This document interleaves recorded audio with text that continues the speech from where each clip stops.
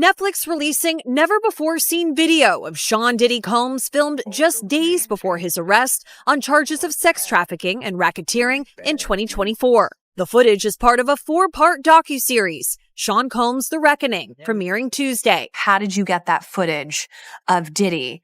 I figured most journalists would not disclose their sources. Does he know y'all have this in the doc? I would doubt he knows. So when this airs, that'll be the first time that his legal team, Diddy, that everybody knows that this footage is now seeing the light of day. Perhaps. Combs' team firing back in a statement to NBC News, saying the Netflix so-called documentary is a shameful hit piece and that they relied on stolen footage that was never authorized for release. His team sending a cease and desist to Netflix. Yes, indeed, man. I mean, had to bring you back, man. This documentary got everybody talking and people going at it. So, it was only right to bring you back and get your point of view, man. But I want to get right into it, man. 50 and Ja. How you feel about both of them going at it? You seen it? I couldn't do nothing but see it, bro. You know what I'm saying? Because 50, tried to smash him with one of the stories that we told on Art of Dialogue before. But what people don't realize is that the story that they put out there is like that having to have some money to keep Big and Craig Mack around before he got to Clyde Davis. You know what I'm saying? They wasn't able to tell that story because they didn't have no intel on that story or what went down, or they didn't do their investigations right, which he also led up to the reason why Wolf ain't here today. You understand? They didn't tell that story. They didn't tell a story about Jessica Rosenbaum, who was at the City College situation. You understand? When it was Puff, Heavy D, and Jessica. And that was the Valley Mob. That's the only way. Wolf ended up losing his life behind Puff and his bullshit. And people they didn't even put that in the documentary. Wolf ended up losing his life behind the Diddy documentary. Combs' team responded to NBC News, strongly condemning the Netflix documentary as a shameful hit piece. They accused the production of relying on stolen footage that was never authorized for release. The team has reportedly issued a cease and desist letter to Netflix demanding the removal of the unauthorized material. I had to bring you back. This documentary got everyone talking, man. A lot of people want to know why you wasn't in it, man. Well, first and foremost, I thought I was going to be in the documentary at first until I started talking to that director. I think her name is Stapleton. I don't know her name. I don't know, man. Me and 50 talked like 45 minutes. The producers had been calling me and everything. So this one night, 50 called me up and, they got him on the phone, man. He was just talking. We was talking about old times, sit down with Black Hands, sit down with, with Puff kids, the whole Puff situation, and this documentary that he's going to be doing.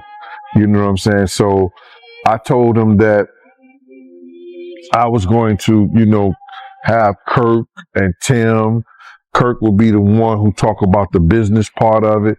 Tim will be the one who talk about the growing up phase with Diddy and everything and over there working in the record industry with him and stuff like that. They was like family.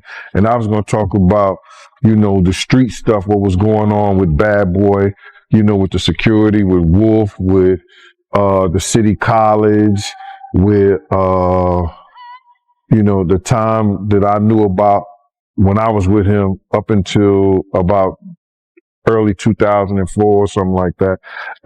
But basically the streets and then the traveling with him and the atmosphere and everything.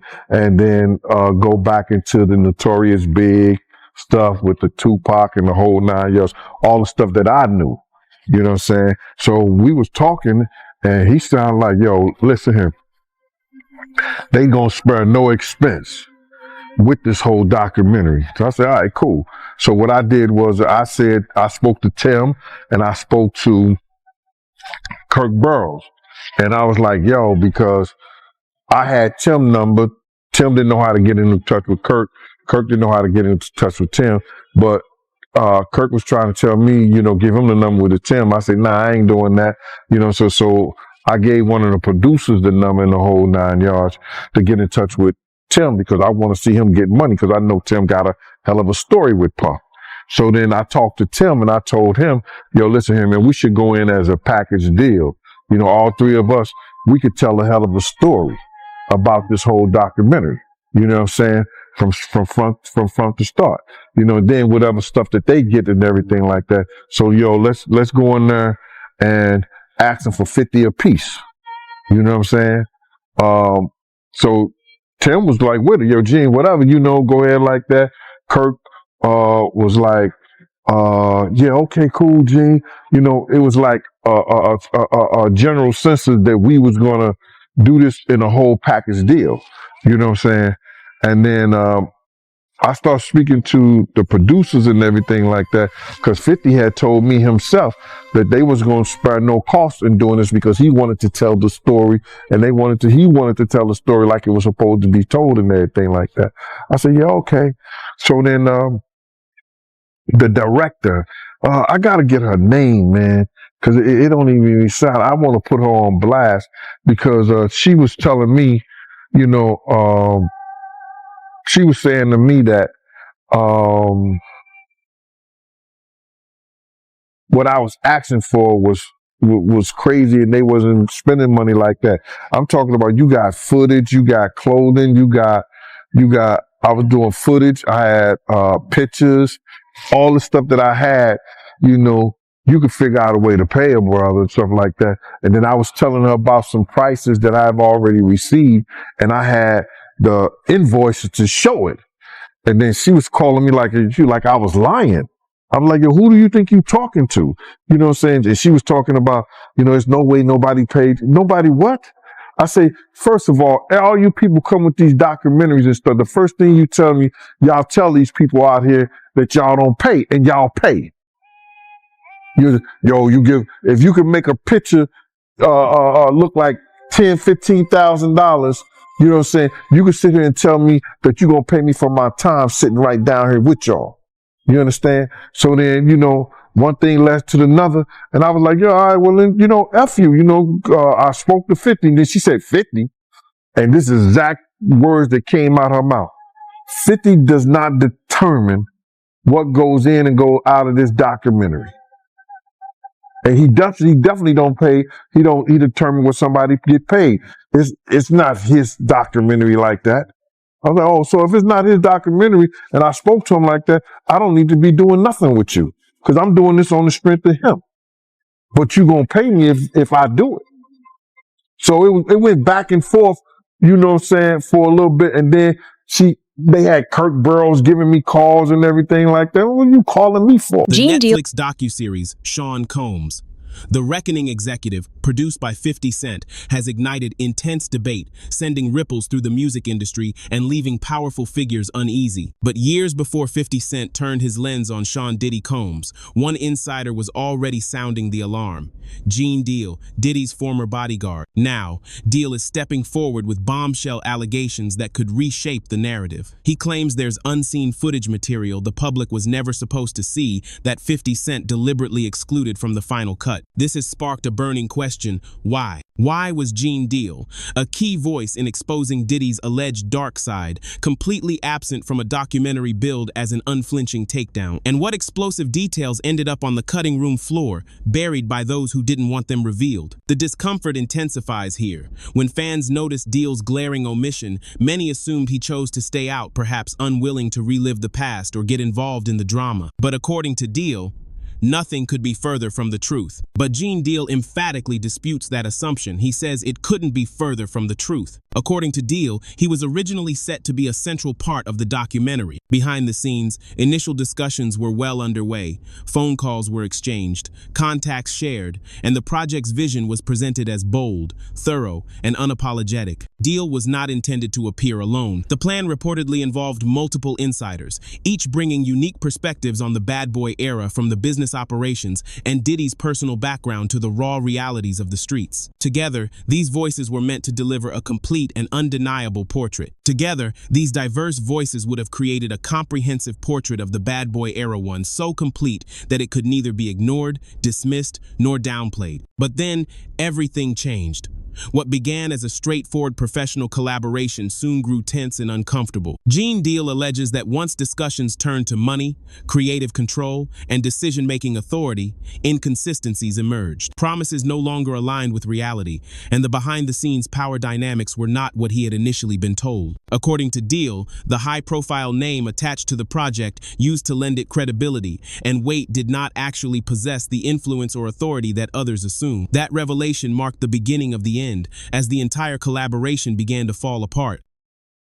Already told, Anthony Wolf Jones had already told them, if you're not taking two tour buses of my niggas from the Valley, that's Co-op City in the Bronx, the Valley in the Bronx. If you're not taking these 2 tour buses of my niggas out there, I'm not going. Had told Puff them, had told Kirk Burrows. You understand? I went down there and Kirk Burrows called me up. He said, yo, Gene, you and Wolf, I got y'all tickets to LA. I said, all right, cool. So I go down there and I pick up the tickets to LA. I got Wolf ticket. I got a Wolf ticket. So I'm calling Wolf up. I said, yo, Wolf, I got your ticket to go to LA. Wolf said, I ain't going. I said, what you mean you ain't going? He said, yo, Gene, I ain't gonna tell you how I'm making I ain't gonna tell you how to make your money, but I'm gonna let you know this. I told Puff them if they wasn't gonna take 2 tour buses of my niggas out there with us, I'm not going. Wolf is the head of all the functions that has to do with Puff dealing with security. I have my own contract with Puff, yeah. Paul Alford ran Green Gate Security, which is the daily operations of Puff stuff. That's his house, his cars, his transportation. He ran the office, the bad boy office, the clothing, all. He ran the daily operation with his security. Wolf is over whatever's happening with Puff. You understand? Wolf tells Puff them and tell Kirksboro them, no, if y'all not going out there right, nobody should go out there at all. Kirk calls me, I said, yo, Gene, you gonna go? I said, yeah, I'll go, bro.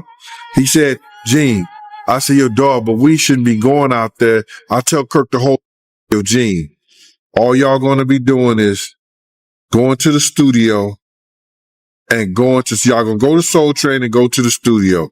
Y'all not hanging out. Y'all not doing nothing. All me and Puff did when we went there that month was hang out. And I told people all the time, and I said in the documentary before, I thought this kid had a death wish because all we did was hang out. We never saw Big at not one of the events that me and him went to. The House of Blues, movie theaters, not the California, the Celebrity Club, I guess. Is it Celebrity? No, begins with a C. Never seen him in none of the clubs, none of the places.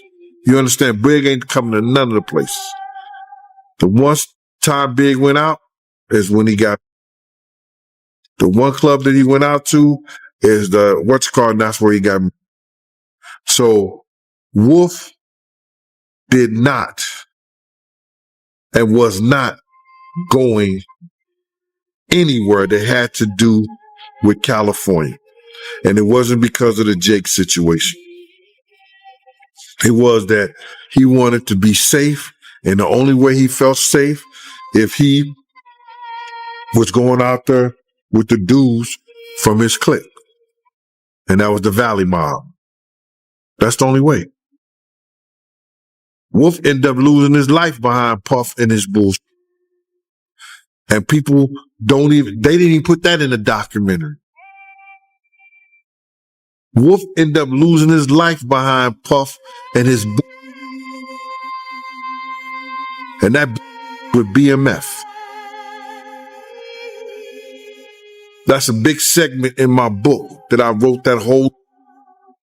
I wrote a whole big situation in my book regarding that, man. And I know you're doing this. I want to say that right there because I was there the night that Meech had promised Puff. You know what I'm saying? He ain't have to worry about Suge Knight.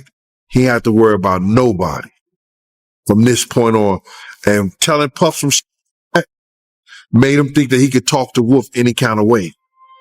Because if anybody knew, BMF was powerful back then. They had dudes from everywhere. And Meech telling him he ain't have to worry about nobody no more. It made Puff think that he could tell Wolf that he didn't need Wolf no more. Gene Deal has now begun publicly highlighting elements of the docuseries that he believes were intentionally omitted or downplayed. One glaring absence, in particular, struck him as inexcusable: the death of Anthony Wolf Jones, Diddy's longtime bodyguard. According to Deal, Wolf was far more than just security. He was the cornerstone of Diddy's entire protection detail. He orchestrated movements, established safety protocols, and made critical life-or-death decisions in high-risk situations. During Bad Boy's most turbulent years, Wolf was deeply involved in nearly every aspect of the operation, never merely a background figure. Yet in the documentary, Wolf's name and the circumstances of his tragic death are scarcely mentioned. Deal vehemently disputes the subtle narrative the series presents. He challenges the docuseries' portrayal of responsibility for key events and rejects the long-standing claim that all the era's violence and tension boiled down solely to the East Coast-West Coast rivalry. According to Gene Deal, this framing is deeply misleading, as it conveniently avoids assigning true responsibility where it belongs. What amplifies the disturbance of Wolf's omission is Deal's recounting of the warnings that were allegedly dismissed. He claims Wolf steadfastly refused to travel without stringent security measures in place. Wolf had foreseen the dangers well in advance, instinctively knowing that certain trips should have been avoided entirely. As per Deal, Wolf always placed safety above image or convenience, yet he ultimately suffered the consequences for remaining in close proximity despite his concerns. If the story of someone as pivotal as Wolf could be downplayed or omitted entirely, it prompts a much larger concern. What other truths were diluted, overlooked, or intentionally excluded to safeguard specific narratives? He also said in a documentary that, Diddy, he used big budget to pay for, Big's funeral. Yeah, when I heard that ain't the first time I heard it though, bro. They said Big had paid for his funeral through his budget. You know what I'm saying? So if anybody would know that, Kirk Burrow would know that. And I heard Wayne Barrows came out and said some, but to refute that.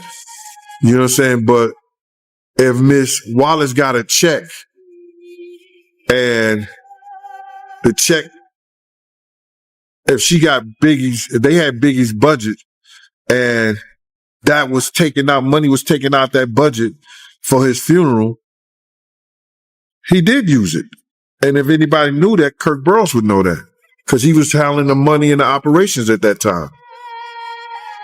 Wayne Barrows was one of the dudes, him and Mark Pitts, that actually was managing Big's affairs.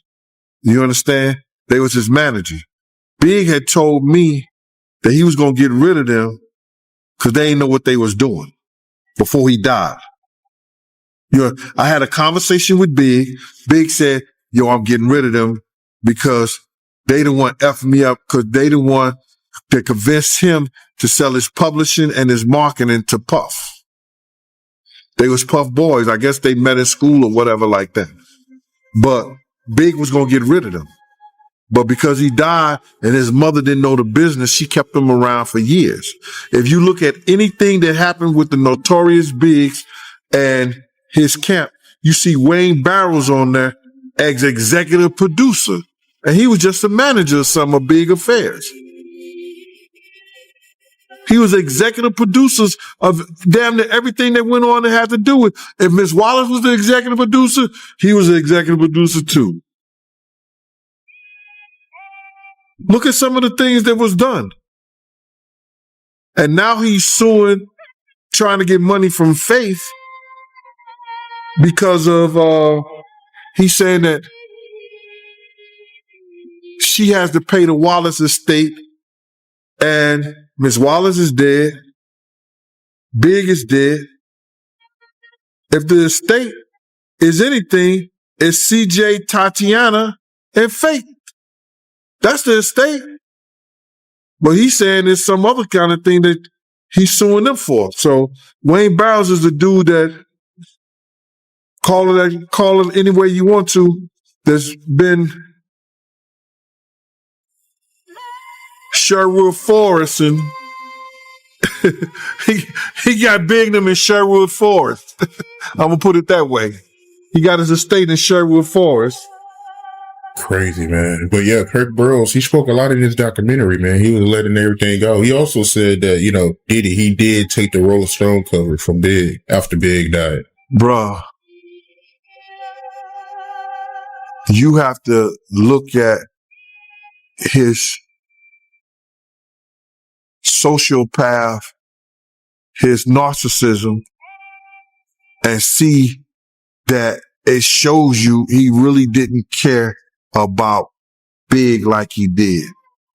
What Kirk didn't tell the truth about that whole thing is that even when we was in California, Kirk tried to act like that he didn't know that Puff told him that Big wasn't going to London. I know what the question you asked, but I got to get this out, bro, is that on Thursday, me and Puff was in a limousine. Kirk Burrows was getting Puff the itinerary of what Big and what's his respect, and told him that we was leaving Saturday, this, that, and the third, the whole 9 yards. On Thursday, Puff told Kirk Burrows, Big ain't going nowhere. He told him that Thursday, Big was not going nowhere. He said, I don't care what you do, you could go do whatever you want to do, but Big ain't going nowhere. Kirk Burrows was telling him how he had set up this whole and how Arista had paid off all this money for Big to be. Puff was adamant that Big wasn't going nowhere. Now, we were shooting the Hypnotized video.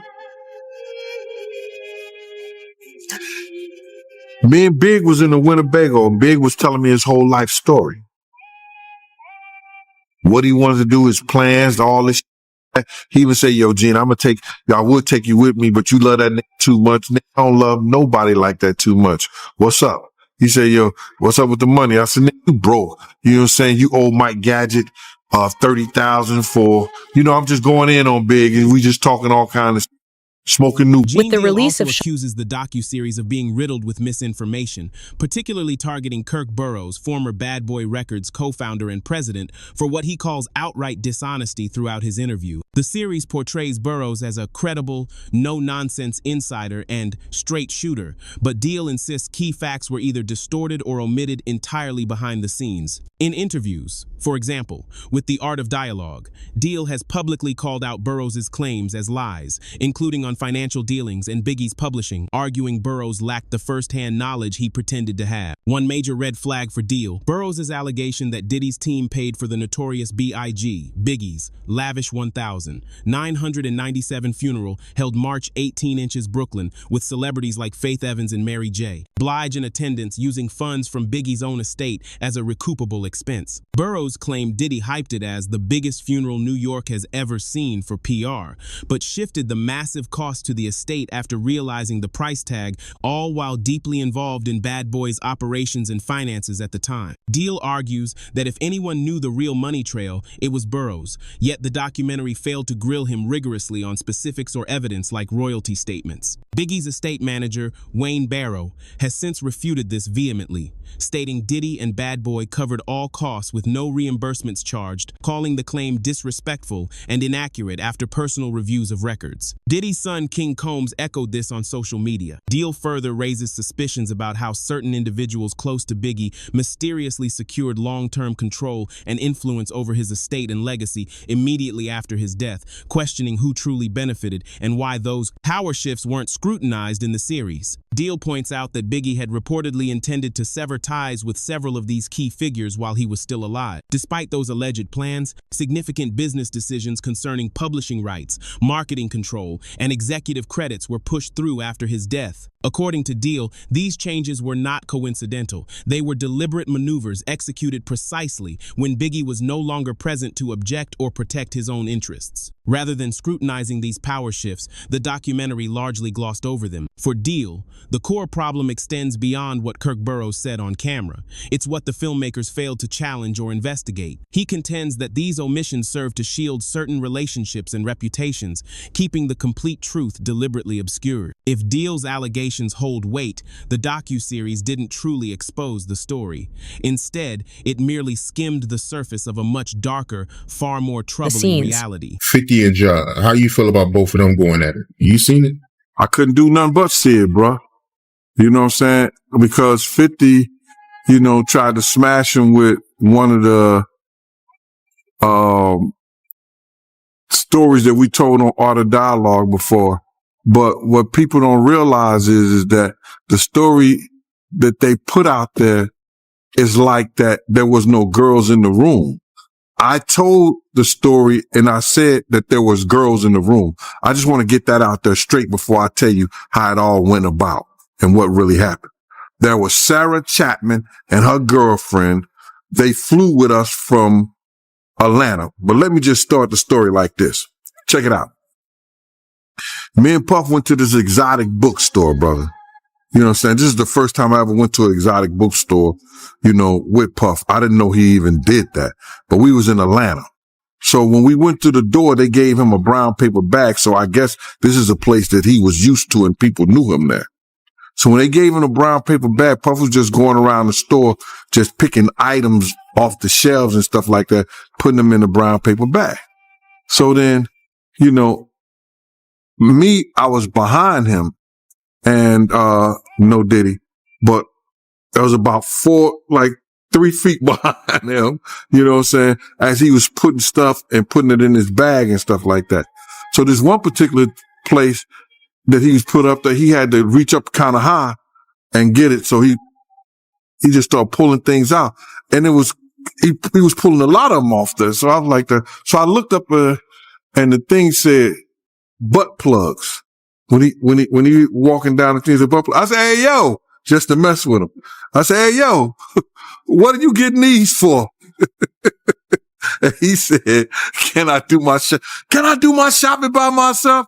I said, "Yes, you can." And I waited up at the register for him, because they had the big counter up there. So when he came to the counter, I said, "Yo, I'm finna see what this one this mofo is putting in his bag." Cause I know he gonna have to take everything and put it on the counter so the dude could count it. Right? My man, when he came there, he gave the dude a wad of hundreds like this. So he gave him a wad of 100 and just put it up there.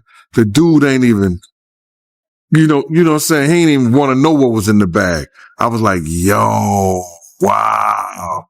So then we was catching a G4 jet. We had to go to the airstrip because we was catching a G4 jet and we was going to North Carolina to do this show. So, somehow he had Ja Rule to go with us, you know what I'm saying? And him and Ja was talking. And this whole time him and Ja is talking, he talking about Ja going at Jigga. You know what I'm saying? This is crazy. But he was talking about Ja getting at Jay-Z. and he was talking bad and talking crazy about Jay-Z, and how Ja was talking about if it wasn't for him, that Jay wouldn't be the artist he was. He got him started. You know, he wrote certain things and stuff like that to put him out there. Cause, you know, back in the day, nobody was even effing with Jay like that. So, but Puff was he was adamant about Ja going at Jay. You understand? So, we get to the, hotel. We're in the presidential suite and all this stuff like that. So, Ja and him is, you know, chilling and everything with Jay, eating everything, shit like that. So then they all went to the room. It was like him, Ja, Sarah, and her girlfriend. They went to the room. I don't know what they were doing in there. I didn't give a. But Puff told me, Gene, do not let nobody come in this room. Don't let nobody come in this room. So, hour or so went by, whatever like that. Time went by. The doorbell rang. And it was this dude at the door saying that he was Ja's cousin. And I was like, he said, I'm here for Ja Rule. I said, who you? He said, I'm his cousin and everything like that. I said, but, yo, he busy right now. I'm telling the dude that he's busy. You know, the dude is talking about, yo, but I want to talk to him. I said, yo, bro, they don't want to be bothered. You know, I'm trying to, you know, tell this kid, yo, they don't want to be bothered, bro. You know what I'm saying? He said, yo, that's my cousin. You know what I'm saying? I said, well, listen here, bro. They're in a room. They don't want to be bothered.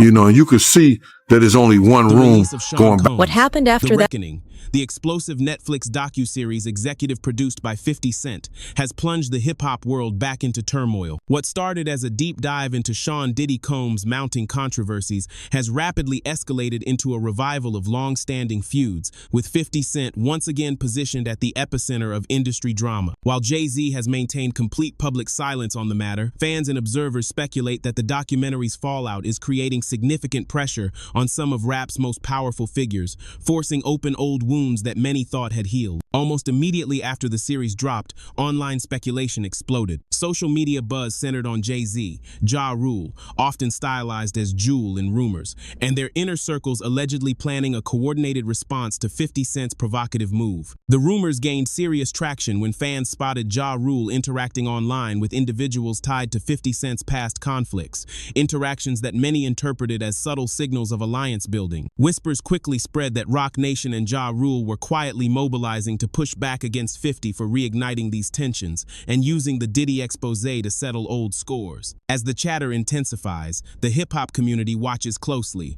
Will this remain online speculation, or is a bigger countermove brewing behind the scene? True to his reputation, 50 Cent appeared unfazed by the mounting rumors. He dismissed them with his signature sarcasm, jokingly suggesting that his ongoing success is so threatening that it forces his rivals to band together against him. When Gene Deal was asked about the escalating tension between 50 Cent and Jay-Z, he addressed it head-on without evasion. However, he stressed that much of the public perception is built on distorted information. According to Deal, one of the biggest problems in the current discourse is the selective editing and reposting of old clips, snippets taken out of context, and reshaped to fuel whatever narrative is dominating social media at the moment. He points out that crucial context has frequently been omitted in the past, particularly regarding who was actually present during pivotal moments that later morphed into widespread rumors. Deal argues that what's being circulated and repeated today relies on an incomplete and often inaccurate version of events, overlooking the real behind-the-scenes dynamics and how things truly played out. He was going through the room. I said, yo, bro, Jesus Christ had to come down here and take the breath out of my body before you go in that room. You understand? Next thing you know, I grabbed him and we started. It wasn't no wrestling thing like that because he couldn't handle it at the time. He could front and tell his friends because he didn't hit me up on Instagram. He could tell his friends all he want to. But that, if Puff and Ja tell you the story, that nigga was upside the piano. You understand? So now, Ja and Puff run out. They butt the neck and they was grabbing towels. You understand? They was grabbing towels. And then Puff was like, yo, Gene, what's going on? Ja was like, yo, he said, that's my cousin. I was like, yo, bruh. He tried to get in the room and I wasn't letting him get in the room, bruh. And then Puff looked at Ja like this, you know, what that looked like. He said, And then Josh said, you don't want to be up in that room because there was a whole lot of freaking going on. So I started laughing. Dude left. They went back in the room, and that was it. You know what I'm saying? So now the story grew as if Ja was in there and him and Diddy was doing, something. And like I said that they were doing something. I don't know what the F they were doing, bruh. The only reason I know was some freaky things going up in there that Ja really didn't even understand, because he said, yo, you ain't want to be up in there because there's a whole lot of freaky on. So I was like, I wouldn't have known nothing. I wouldn't even cared. And I don't care today. But you know how the internet is. They cut and paste what they want to paste, and they put what they want to put to make it seem like I was saying this dude and Puff was in there, alone. And they wasn't. You understand? And that was them. They did their thing, up in there with the honeys in there. I guess. I can only guess. So, listen, bro. I've said this 1,000 times. It was Sarah Chapman and her girlfriend. Now, Sarah Chapman, if people don't know who she is, now she's one of Puff baby mamas. But prior to her being one of Puff baby mama, this is the same girl that was dating Puff best friend, Corey Jacobs, and she was dating Tupac. You understand? So now she, like I told you before, she was the one that Puff betted in the office. He said, yo, I bet you I could get her from Gary Payton. You understand? And I didn't know she dated Gary Payton, but this is what Puff is saying. And it was a $500 bet that he said he'd get in 2 weeks. We was out in Chicago, me, him, and Sarah. We was at some kind of function that Puff had to do a in-store and like a walkthrough. You know what I'm saying? At one of his friends' parties. So, she was out there with her. Next thing you know, he got her like he said he would. You know what I'm saying? That incident with him and Ja, I feel bad, kind of, sort of, really, because everybody's trying to make it seem like, Ja was some kind of weirdo, but it is what it is, bro. I just told you what I seen. Both of them ran out the room, butt ass, grabbing towels, you know what I'm saying, with them chicks in there, you know what I'm saying? So whatever they did, that's on them. But that's the kind of games Puff play in order to get people to do what he want them to do. You understand? He got them, he wanted Ja to go at Jay-Z, so he got these chicks to go at Ja. You understand what I'm saying? Whether he did it or fell into it, I don't know. Because I don't know him and Jay-Z beef or why they was beefing in the first place or whatever the situation was.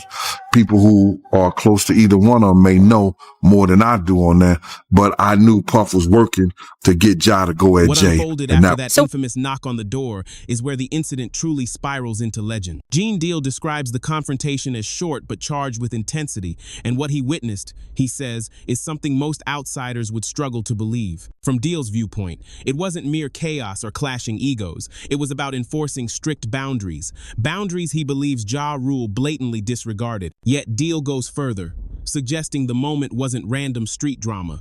Instead, it aligned with a broader pattern of calculated manipulation. According to him, Diddy had his own strategic agenda during that period, quietly orchestrating scenarios designed to place people in tense, compromising positions, provoke reactions, and ignite conflicts, especially those involving Jay-Z. Whether the individuals caught up in it fully grasped the bigger picture or were simply swept along by the momentum remains unclear. That lingering ambiguity, Deal implies, is what makes the entire episode so deeply unsettling. Gene Deal has spent years positioning himself as the ultimate insider ready to set the record straight on the bad boy era. Through his interviews and public statements, he's consistently argued that the full truth, especially around power shifts, financial dealings, and key events like Wolf's death, has been selectively buried or distorted.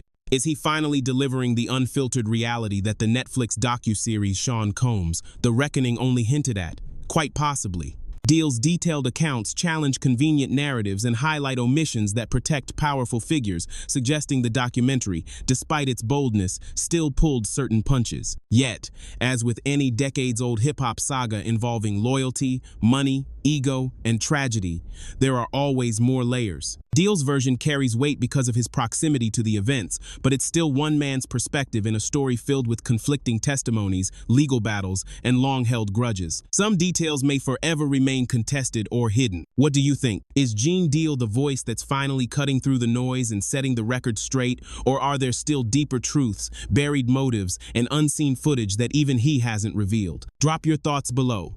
If this breakdown kept you locked in, smash that like button, subscribe, and turn on notifications so you never miss the next one. Until next time, stay sharp, fam.